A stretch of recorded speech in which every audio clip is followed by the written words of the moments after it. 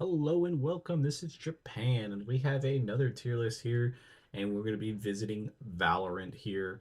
I thought of this tier list a little while back because some people, like when you just load into a game, some people will instant lock. It's pretty normal for Valorant, and sometimes they're trash.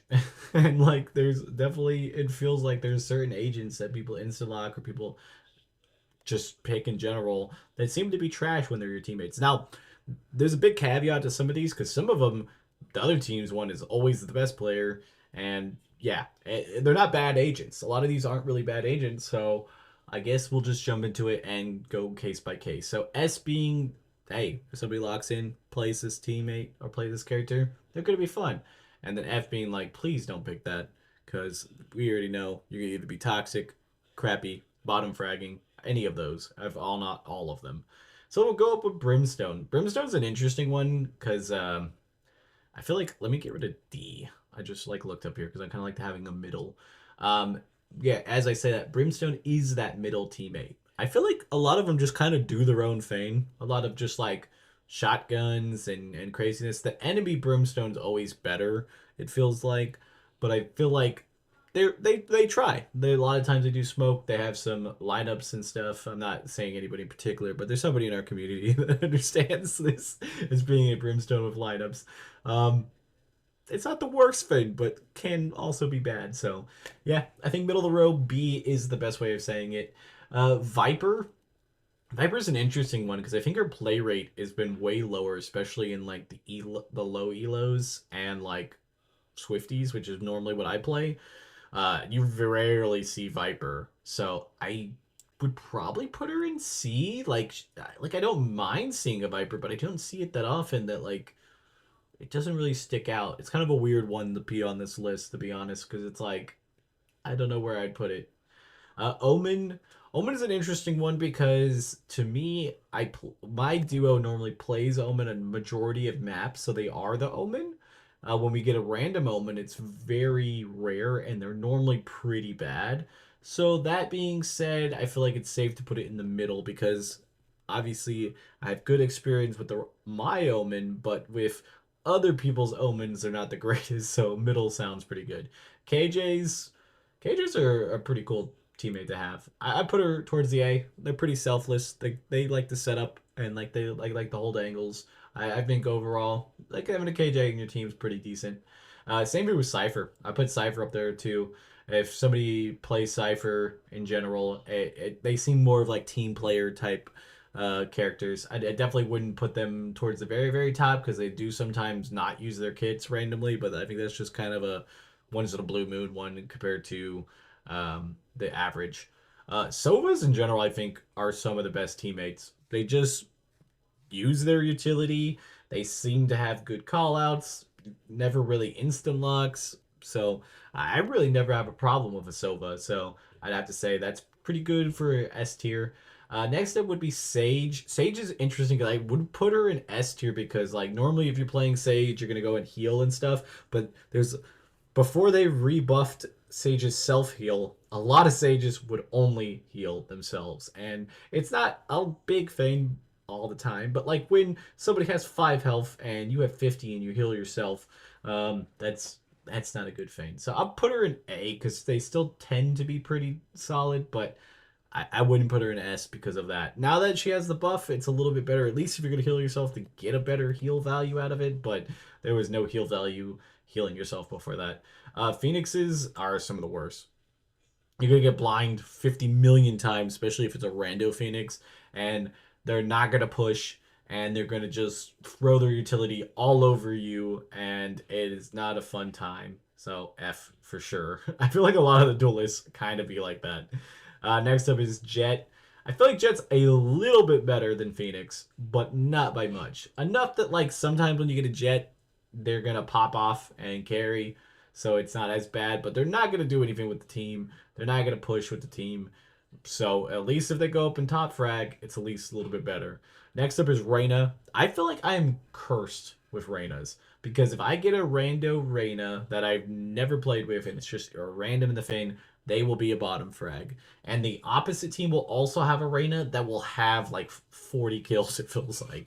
So I have to put them. They're probably the worst of the worst. I haven't even gone through the full list, but I say Reina is the worst of the worst. At least, again, on my games and with my randos.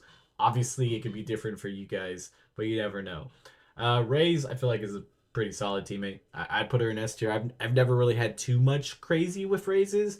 Like, they just kind of exist and they do their thing. They have fun. They don't really seem to be too toxic, too crazy. They seem to work with the team most of the time, and I don't have any problem with them. Breaches, I would feel about the same way. They seem to push. They seem to blind. Now some breaches will blind you. I've played with a few that could blind you also. Not necessarily on purpose. Sometimes they are, but I feel like it still trends to be towards the S. Next up is Sky. I think with Sky, I always think it's weird. A lot of the times with Skies, they just never heal. And it's kind of crazy because you can get a lot of value out of that with a lot of people. Um, they use the dog, they use the birds, but they seem to lack doing the healing all the time. So I'll put it in B. It's middle of the road because they still use their stuff. They're not normally that bad, but like they normally don't heal, and that's a little weird. Yaru, I feel like out of the duelists, sometimes he's a better one. Like if you get a Yaru, they might push with you and do some stuff. It will only last for a couple rounds, but then they go back to doing whatever they want. But at least it's a little bit better. I'll put it in C. Astra's, you rarely see Astra. Somebody, if you run into an Astra, that's like their main. Like that's who all they play is Astra because you really don't see a lot of them. I'll put it in S tier because normally they know what they're doing because they're the only person that plays Astra in the game.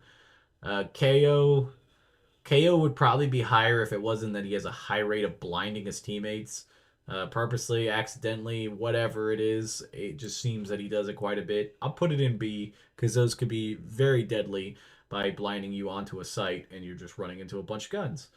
Chambers, I feel like Chambers is one of those that just kind of do their own thing. Like, it's not necessarily a bad thing because they try to get value on picks and stuff, but overall, they're just kind of there. They're not going to be really that close to you unless they have ult. Because I notice like when they have ult, they'll line up on the side that everybody's running because they want to add that value of having some shields in front of them basically. So I'll put it A. I don't think he'd be too bad.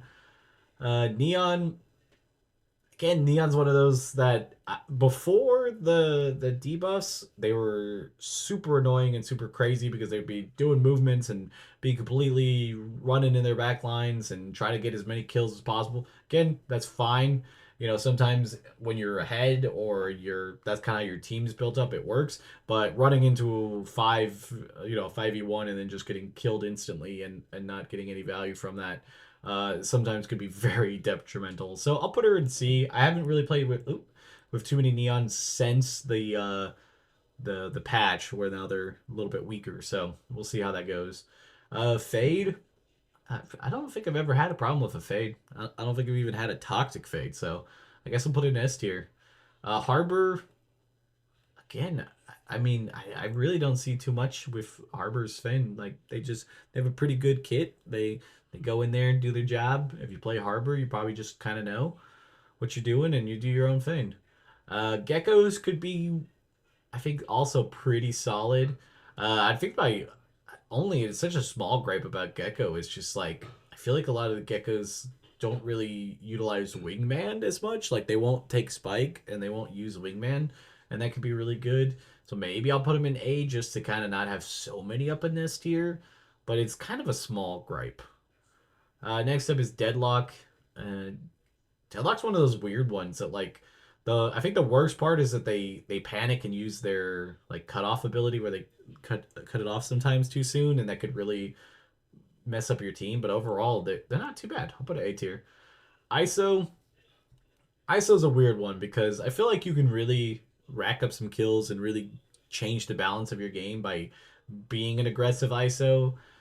So I don't necessarily see that's wrong. When stuff is working, it's a lot better to see than compared to other stuff. But like I feel like with ISO, you have a better chance of succeeding. Because I'm pretty bad at the game, but if I play ISO, I feel like I do pretty solid because I have that extra little bit especially with that shield. So I'll put it in B. I don't really necessarily like scuff at having a ISO on my team. Clove, again, I've never really seen too many, crazy, terrible cloves. Like somebody plays clove, they seem to use most of their kits. Maybe their blinds probably, or not blinds, but like bubble, maybe the least. I feel like sometimes you don't see them use as many, or like use them as I guess like in the way that they need to be using them. You'll see them always afterwards, like after the match, or like with the spikes getting diffused. That's when they use it a lot. So I'd probably put S. Next up is Vice. Honestly, Vice is a weird one because I can't recall that it was if I'm just randomly queuing with somebody and getting a Vice, other than when Vice came out. So if you minus that, that's kind of weird. I guess I'll put her in A because I don't really know. Like I can't really say. I guess I'll put it in B because I can't really say. Because I honestly, I'm gonna be honest with you. I don't think I've just queued in a Swift play and had a Vice on my team. That wasn't like a friend trying Vice out. I think that is the truth. So yeah, tell me what you guys think, and tell me if it's any different in the higher elos. Because I have a feeling like when you play like higher ranked games, it's probably a lot different. But in low ranked games and Swift plays, this is how I feel it shakes out. So this has been Japan. I'll see you guys next time. Bye guys.